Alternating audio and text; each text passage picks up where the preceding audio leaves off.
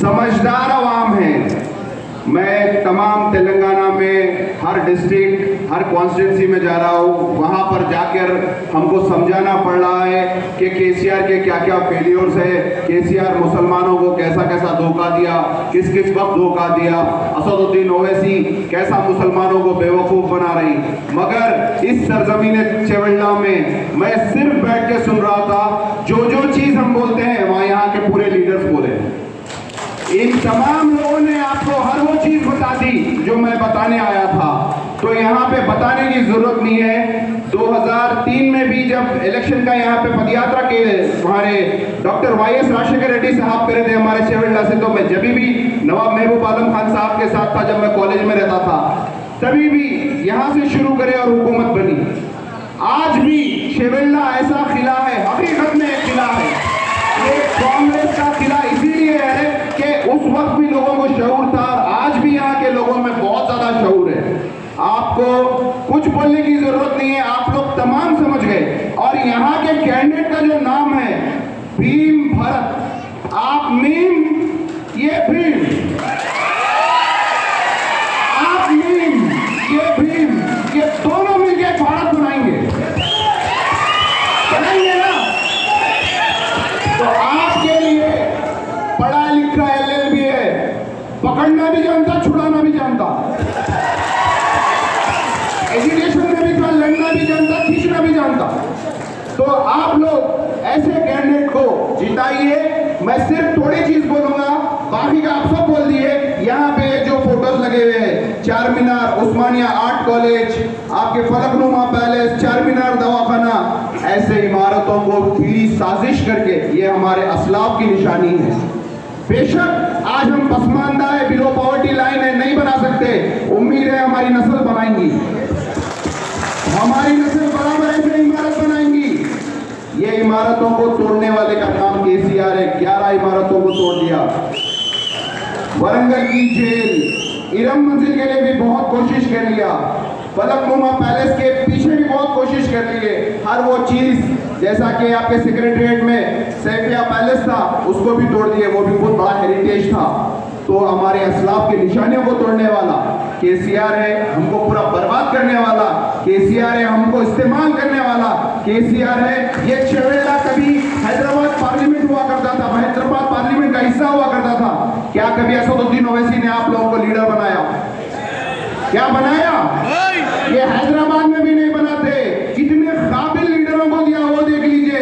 सिर्फ गुलाम फितरत, कोई इनकी आंख में आंख डाल के बात करने वाले का नहीं।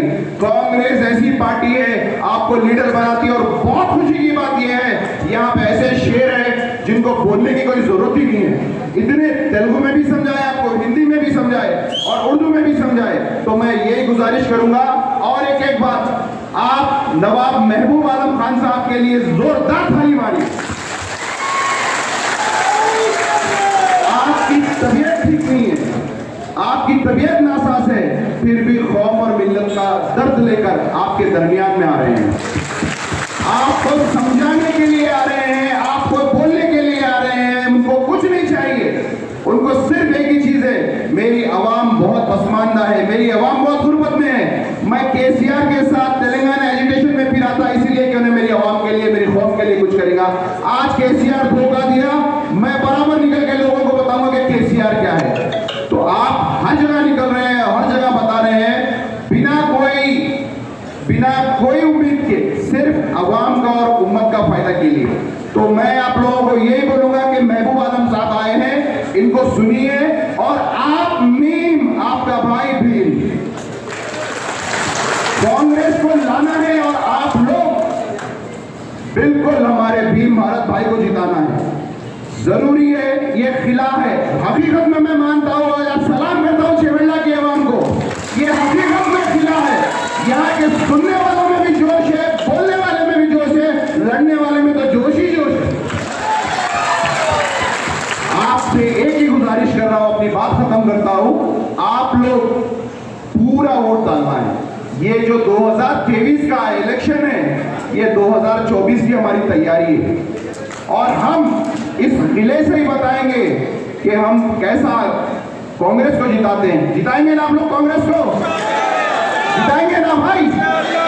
पोलिंग परसेंटेज आपका बढ़ना चाहिए, एक भी वोट वेस्ट होना नहीं चाहिए।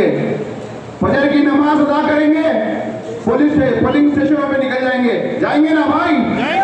5 साल में एक वक्त मौका आता है दस्तूर बचाने का, कॉन्स्टिट्यूशन बचाइए, वोट डालिए। आपकी वोट की ताकत बहुत है, आपके वोट से फैसला होगा कि कौन जीतेगा, कौन हारेगा, कौन मोदी को ऐसे भगाएगा। जिताएंगे ना भाई? मुल्क को आपकी जरूरत है, जिताएंगे ना?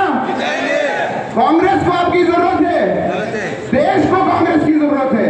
तो मैं अपनी बात खत्म करता हूं और यही बोलूंगा, आपके भाई भीम भारत को भारी अक्सरियत से जिताइए और अपने खवातीन को भी इस बारे में बताइए। और तमाम चेवल्ला के गयूर भाइयों को दिल से शुक्रिया। अस्सलाम वालेकुम, जय हिंद, जय कांग्रेस। गुलपोशी करे और शालपोशी करे। అన్నా నన్ను క్షమించాలి, నేను మర్చిపోయినా, నన్ను క్షమించాలి అందరూ కూడా. నాకు నా విజయానికి కృషి చేస్తున్నటువంటి షాబాజ్ దర్శనకు, సున్నం వసంతకు ఈ సందర్భంగా మీ అందరి సమక్షంలో నేను ప్రత్యేక ధన్యవాదాలు తెలియజేస్తున్నా. వాళ్ళకి జీవితాంతం రుణపడి ఉంటా. నాకు నేను రాబోయే రోజుల్లో వాళ్ళకు తగిన గౌరవం ఇచ్చి గౌరవించుకుంటానని వాళ్ళకి మీ అందరి సమక్షంలో మాట ఇస్తున్నా. సారీ, నేను మర్చిపోయినా, నేను ప్రత్యేకంగా చెప్తామని మర్చిపోయినా, దాన్ని క్షమించాలి.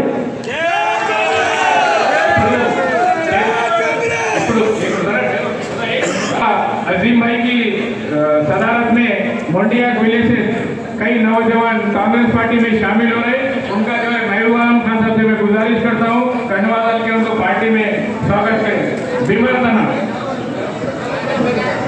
नजीर भाई, ताज, महेश, अरशद, मजाज, राजू, अहमद भाई, पाशा भाई, यूनुस भाई, सब लोग आइए भाई। अजीम भाई सामने आइए, अजीम भाई अरमान रियल एस्टेट सामने आइए, वाजिद भाई सामने आइए, चांद पाशा, इब्राहिम पली गांव के तमाम लोग ये पार्टी में ज्वाइन हो रहे हैं। इब्राहिम पली विलेज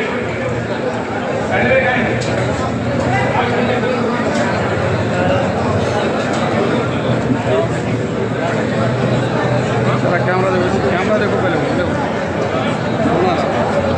अजीम भाई सामने आइए,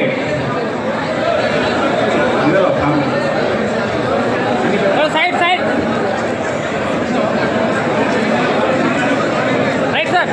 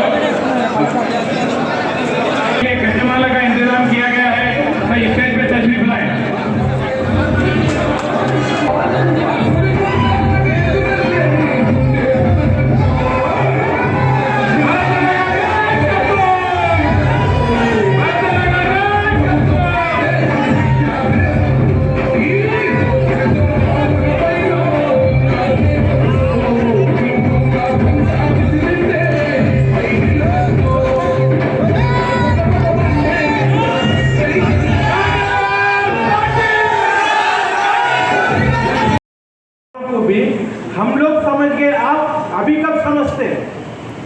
बीजेपी बीआरएस एक ही है बोल के आप समझ के भी नहीं समझे जैसा कर रहे हैं। नहीं, आपको अभी समझ में नहीं आया क्या? आप भी कांग्रेस के तरफ सपोर्ट दीजिए, ये एमआईएम वालों को भी मैं बोल रहा हूँ। और एक बात है, और एक आखिरी बात मैं ये बोल के जाना है मेरे को, नहीं तो अगर टाइम बहुत रहता तो बहुत अच्छी बात कर सकता हूँ मैं, मेरे को बात करना भी आता, लेकिन मेरे को जल्दी जाना है। शुक्रिया साहब, शुक्रिया।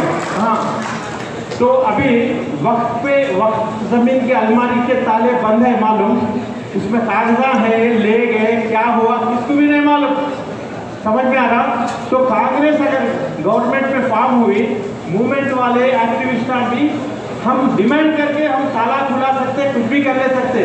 केसीआर साहब क्या कर रहे हैं? मस्जिद के दीवारों को चूना लगा रहे, अपने को भी चूना लगा दिए।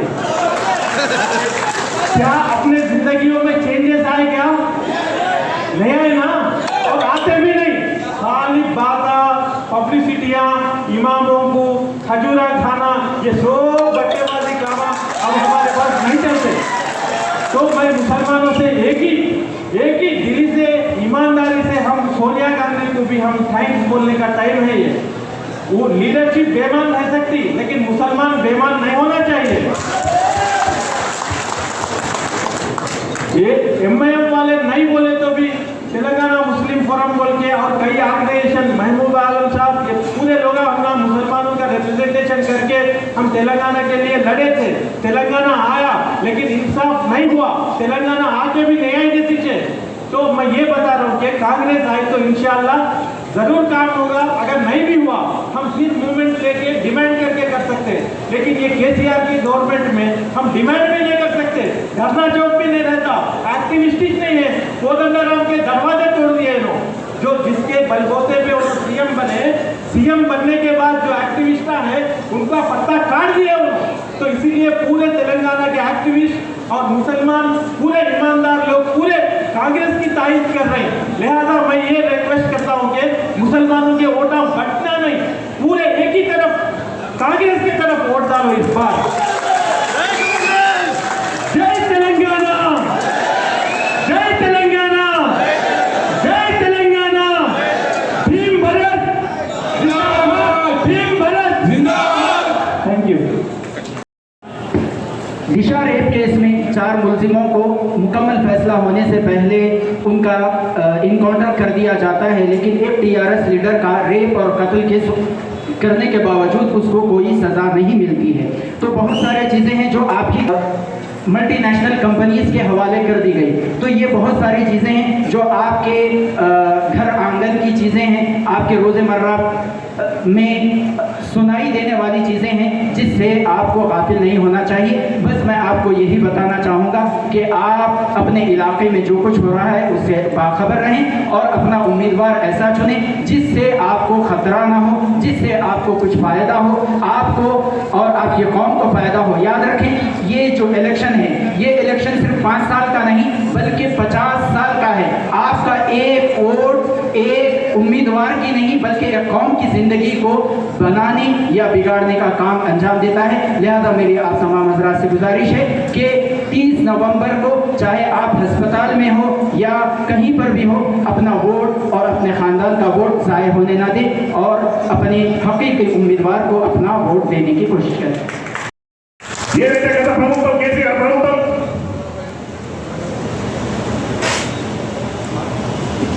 ఏదైతే కేసీఆర్ ప్రభుత్వం పింఛన్ల రూపకంగా 2000 రూపాయలు ఇస్తుందో, గత ప్రభుత్వం మన కాంగ్రెస్ ప్రభుత్వం ఉన్నప్పుడు పేదలకు ఇంట్లో 2 అర్హులు ఉంటే 2కి పింఛన్ ఇచ్చేవాళ్ళు. కేసీఆర్ ప్రభుత్వం వచ్చినాక దాన్ని 1 తెచ్చాడు. మన ప్రభుత్వం వచ్చినప్పుడే అర్హులైన ప్రతి ఒక్కరికి 4000 చొప్పున ఏ పెద్ద ఆసుపత్రికి పోయినా ఉచిత సేవలు ఉండే, ఉచిత ఆపరేషన్లు ఉండే. ఏదైతే మూలపడ్డ ఆరోగ్యశ్రీని మళ్ళీ మన ప్రభుత్వం వచ్చినప్పుడే జనవరి 1 నుండి 10 లక్షల రూపాయలతో పేదవారి ప్రతి ఒక్కరికి పెద్ద ఆసుపత్రులలో వైద్యాలు జరుగుతాయని సభాముఖంగా తెలియజేస్తున్నాం. ఏదైతే రైతులను పీడించుకుంటా రుణమాఫీ చేస్తా అన్నాడో, ఇప్పటి వరకు మన రైతుల